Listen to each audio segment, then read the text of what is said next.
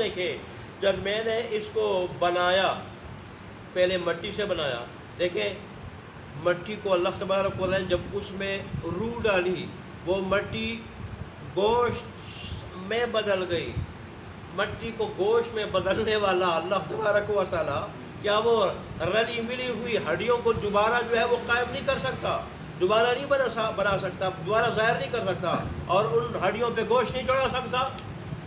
مٹی کو جب کن کہہ دیا تو وہ بالکل گوشت کا ایک انسان بنا، بڑا خوبصورت 130 فٹ کا، آدم علیہ السلام، گندم گو رنگ کا، اور بالکل دیکھنے والا، چلنے پھرنے والا. میری تو وہ قدرت ہے. اور پھر میں نے وہی سلسلہ جاری کیا، اب اس طرح نہیں، میاں بیوی کے ملاپ سے اور ایک بدبودار اور بے جان نطفے سے. اگر مٹی جو بالکل بے جان ہے، ایک حقیر چیز ہے، اس سے میں نے ایسا خوبصورت انسان بنایا. اور اس کے بعد سلسلہ جب میں نے جاری کیا، وہ بھی ایک بے جان پانی سے. اگر بے جان مٹی سے میں ایسا انسان پہلی مرتبہ بنا سکتا ہوں، اگر بے جان پانی سے، بدبودار پانی سے میں انسان جو ہے وہ پہلی مرتبہ بنا سکتا ہوں، تو پھر دوبارہ بنانا اس کا کیا مشکل ہے؟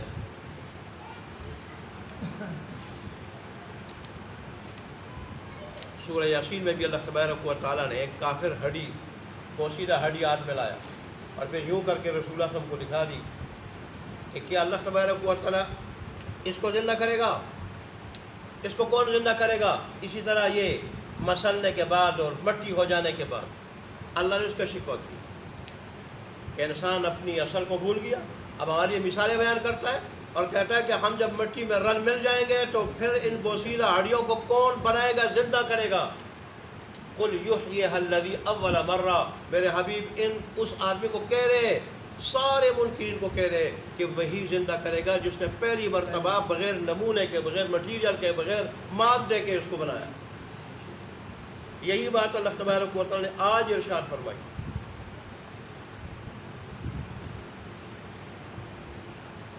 پھر اللہ تبارک و تعالیٰ نے فرمایا کہ یہ وسوسہ انسان کے دل میں ڈالنے والا کون ہے؟ شیطان ہے. کیونکہ شیطان کو جب اس کی وجہ سے اللہ تبارک و تعالیٰ نے جنت سے نکالا اور پھر اس کو کہا کہ نیچے اتر جاؤ آسمانوں سے، تو اس وقت اس نے کہا تھا کہ میں جس انسان کی وجہ سے آپ نے مجھے راندہ درگاہ بنایا ہے اور مجھے ذلیل کیا ہے، رسوا کیا ہے، جنت سے محروم کیا ہے، اب میں اس کے جو ہے نا دائیں طرف، بائیں طرف، آگے پیچھے ہر طرف سے میں آؤں گا اور اس کو تیرا فرمانبردار بننے نہیں دوں گا. اللہ نے فرمایا کہ میرے جو کامل ترین بندے ہوں گے اس کو کچھ نہیں بگاڑ سکے گا، اور جو تیری طرح ہوں گے تو اس کے لیے میں نے ٹھکانہ تیار کیا ہے، دونوں کو اس سے بھر دوں گا. تو اللہ یہاں فرما رہے ہیں کہ وسوسہ یہ شیطان کا ہے، لہذا شیطان اور شیطان کے پیچھے چلنے والوں کو ہم جہنم کے ارد گرد جمع کر دیں گے، ارد گرد. اور کس حال میں پڑے ہوئے ہوں گے؟ یہ زنجیروں میں جکڑے ہوئے، گھٹنوں کے بل ذلیل اور خوار ہو کے جہنم کے ارد گرد پڑے ہوں گے، اور پھر وہاں سے ان کو جہنم میں داخل کیا جائے گا. اور پھر اللہ تبارک و تعالیٰ فرماتے ہیں پھر مجرموں میں، کافروں و مشرکوں میں جو سب سے زیادہ اللہ کا سرکش ہوگا، باغی ہوگا، تو ان کے گروہ الگ الگ بنائیں گے. زیادہ سرکشوں لوگوں کا گروہ جو خود بھی گمراہ ہوئے، اوروں کو بھی گمراہ کرتے رہے، خود بھی انہوں نے دین قبول نہیں کیا، اوروں کو بھی روکتے رہے اور ان پہ ظلم و ستم ڈالتے تھے اگر وہ دین پہ چلتے تھے. اللہ فرمائے گا کہ ایسے ظالموں کو الگ گروہ ان کا بنا دو. پھر جو ان سے کم ظالم ہے ان کا الگ گروہ کر دو. اور پھر اسی طرح ہر ایک ترتیب سے داخل ہوگا. جو سب سے بڑا مجرم ہوگا وہ پہلے داخل ہوگا جہنم، جو اس کے بعد اور اس طرح سزا بھی، جو سب سے بڑا مجرم ہوگا اس کی سب سے زیادہ سخت سزا ہوگی. جہنم کے فرشتے اتنے بد شکل ہوں گے کہ مجرم جب ان فرشتوں کو دیکھیں گے تو اپنے دین کا نام اور قرآن اور رسول اللہ صلی اللہ علیہ وسلم کا نام بھی بھول جائیں گے. ان کی شکلیں دیکھیں، پھر ان کا جو سلوک ہوگا، پھر آگے جہنم کا جو ڈراؤنا منظر ہوگا. جہنم کا پہلی مرتبہ جب لوگ اس کو دیکھیں گے جہنم کو، تو سارے کے سارے بے ہوش ہو کے گھٹنوں کے بل گر پڑیں گے. اتنی سخت ہے جہنم اللہ تبارک و تعالی ہماری حفاظت فرمائے۔ ایمان کی حفاظت ہوتی ہے ایسی مجالس میں جانے سے جو آج مسلمان نے چھوڑ دی ہے۔ اللہ نے قرآن کا سلسلہ، انبیاء کا سلسلہ اس لیے جاری کیا ہے کہ اس کے قریب رہے انسان تو اس کا ایمان بنا ہوتا ہے۔ جب اس کا ایمان بنا ہوتا ہے تو پھر یہ نیکی کرتا ہے اور گناہ سے بچتا ہے، اور یہی تقویٰ ہے جس کے لیے جنت تیار کی گئی ہے۔ اللہ اکبر۔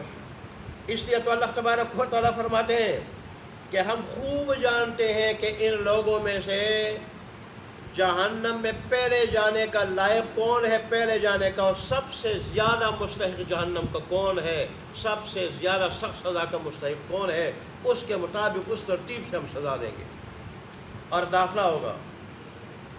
آگے کہتے ہیں وَإِن مِّنكُمْ إِلَّا وَارِدُهَا، پہلے ذرا کافروں، مشرکوں، باغیوں کا ذکر تھا، یا اللہ نے سب کے بارے میں فرمایا، اس میں نیک و بد سب کو شامل کیا ہے۔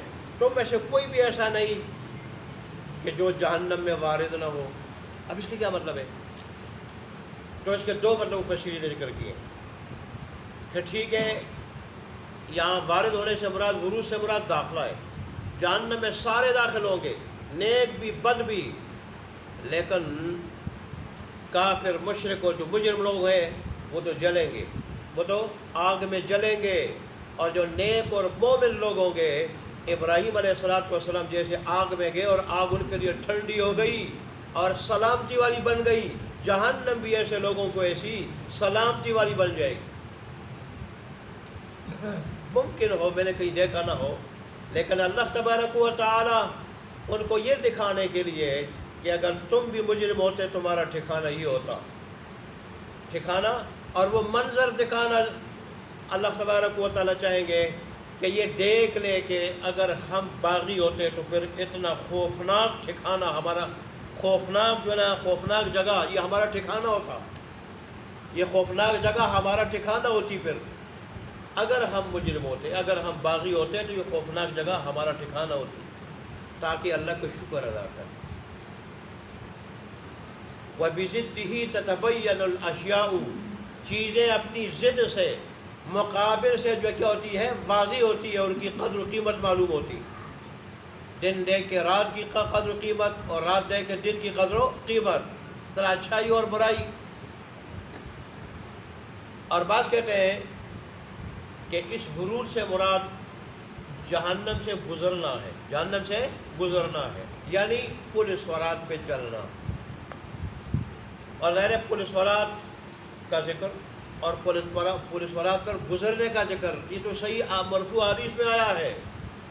الگ بات ہے کہ اس کی زیادہ تفاصیل وہ مرفوع حدیث میں نہیں آیا، بلکہ صحابہ کے آثار میں، جیسے ایک صحابی غالباً ابو قتادہ رضی اللہ عنہ، کوئی اور ان کی روایت ہے، ان کا قول ہے، وہ کہتے ہیں کہ جہنم یہ جو پل سورات ہے یہ بال سے زیادہ باریک، تلوار سے زیادہ تیز ہوگا پل سورات، اور اس پہ گزرنے والے ایمان کے مراتب کے اعتبار سے کوئی تو بجلی کی چمک کی طرح گزر جائے گا، کوئی ہوا کی طرح، کوئی گھڑ سوار کی طرح، کوئی اونٹ سوار کی طرح، اور کوئی پیدل آدمی کی طرح گزر جائے گا۔ بعض ایسے بھی لوگ ہوں گے کہ وہ گرتے پڑتے اور زخمی ہو کے گزر جائیں گے، اور بہت سارے ایسے ہوں گے کہ وہ نیچے گر جائیں گے جہنم میں۔